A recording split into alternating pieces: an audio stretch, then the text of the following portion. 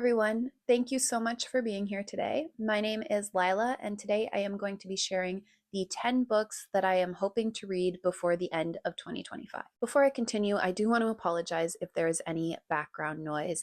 I think that my neighbor is currently mowing their lawn. So I've seen lots of people doing this trend where they share the 10 books that they are hoping to read before the end of the year. And I am not typically somebody who sticks to a TBR very well. However, these are some books that I would really like to have read before the end of the year. So I am hopeful that by sharing them in a video, I will be more incentivized to read them and hopefully get at least 5 of them read. So without further ado, let's get into it.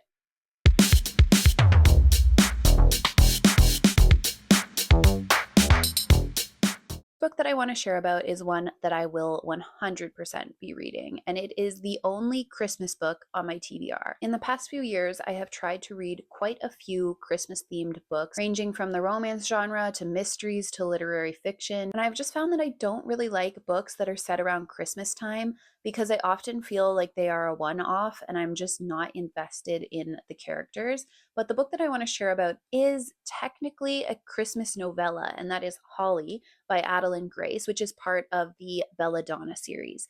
And because this is part of a series, I think that I will actually enjoy this. And I don't think I'll have that same typical feeling that I have when I read a Christmas book where I feel like I'm not invested in the characters, because I have read the other 3 books in this series and really enjoyed them. So I'm actually quite excited to read this. If you have not read the Belladonna series yet, I do highly recommend it. It is a gothic young adult series, and it is very unique and very intriguing. This book is also absolutely gorgeous without the dust jacket, and it has some beautiful art as well. So I'll definitely be reading this one in December, and I'm actually quite excited to pick it up because it is a novella in a series that I loved so much. So I'm hoping that this one is better than my typical experience with reading Christmas-themed books. The next book that I have on my list that will 100% be getting read, and I am most excited for about any of the books on this list, is The Song Rising by Samantha Shannon.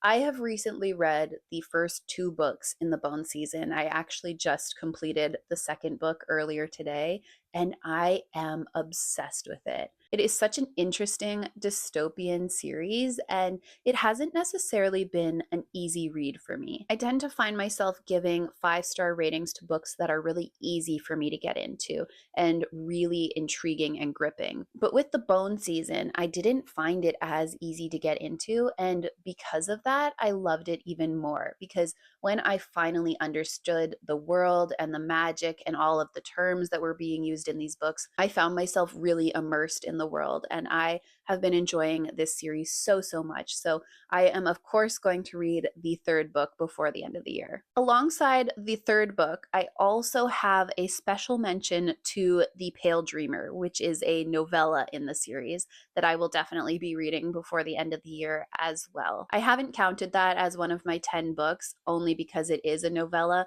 but I am hoping that I can complete it before the end of the year. The next book that I have is one that I have recently seen so many people talking about, and that is In the Veins of Drowning. I have heard so many positive things about this recently, and I first heard about this from a book talker, Kenzie Deeran, who I tend to have very similar reading taste to. So I picked this up because I loved the cover and I heard so many good things about it from her. And since then, I have just heard more and more positive things. I know that this is a gothic romantasy about sirens, which sounds so unique and different from other romantasies that I have read. So I am really excited to get into this, and I am hopeful that I can read it before the end of the year. The next book that I have is another romantasy book, and it is The Road of Bones. And this is a Viking-inspired romantasy. So it also sounds incredibly unique and different from other romantasies. And that is definitely something that I have been looking for in books, because while romantasy is my favorite genre, I do find that recently so many of the romantasies I have read have been so similar to one another that I'm really looking for unique stories. So I have heard many positive things about this book. So I am really hopeful that I will enjoy this and that I will have it read by the end of 2025. The next book that I have on this list is a little bit different for me, and that is The Empire of the Vampire by Jay Kristoff. And I say that this is a little bit different because it is a fantasy book and it is also written by a male author. And I tend to not read from male authors.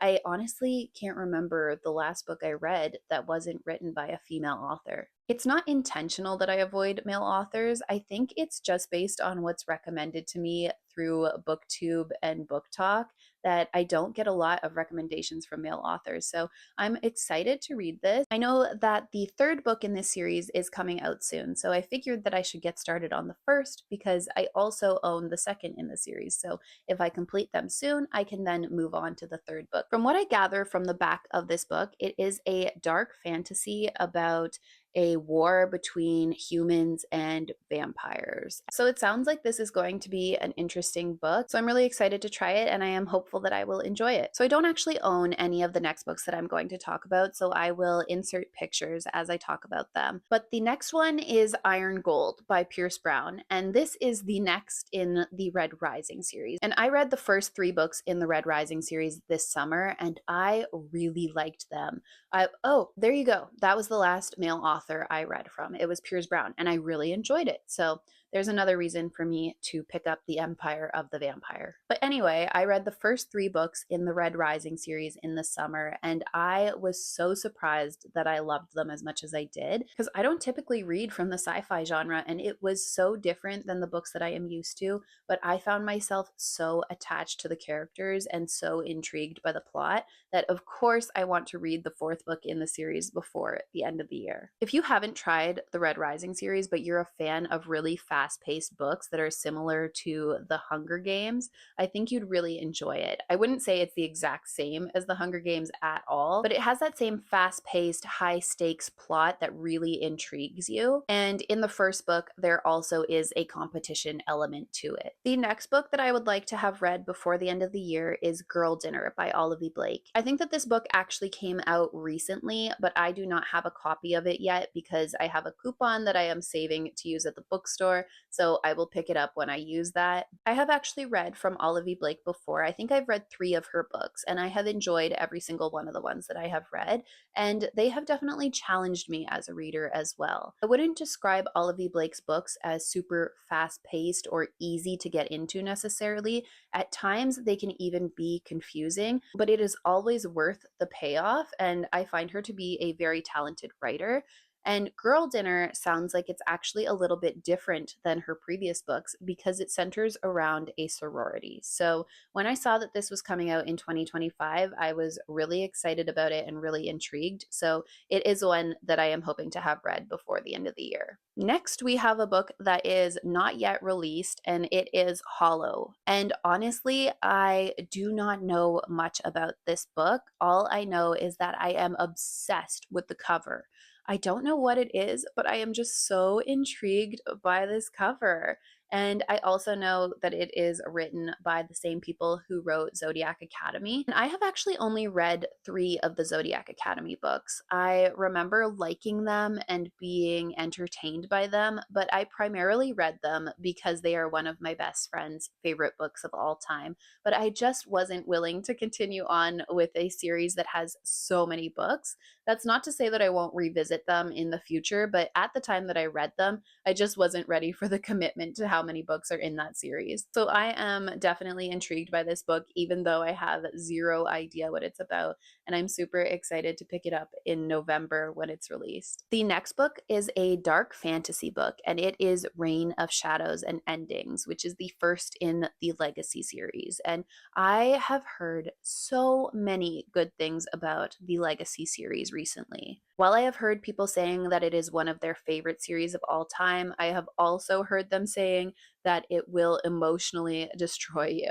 So it definitely sounds like something that I could become very invested in, and I would like to start the series before the end of the year. It actually isn't released yet from Indigo, but it will be released soon, so I am excited to pick it up. And the last book that I have on this list is Anathema by Carrie Lake. And this is a dark gothic romantasy that I have heard is heavier in the fantasy plot than it is in the romance plot, which I tend to like in a romantasy book. So I'm excited about that. I actually own this book on my Kindle, so I'm going to be reading it that way. It recently came out in hardcover, and I did look at it at Indigo, but it is $45, which seems very expensive to me.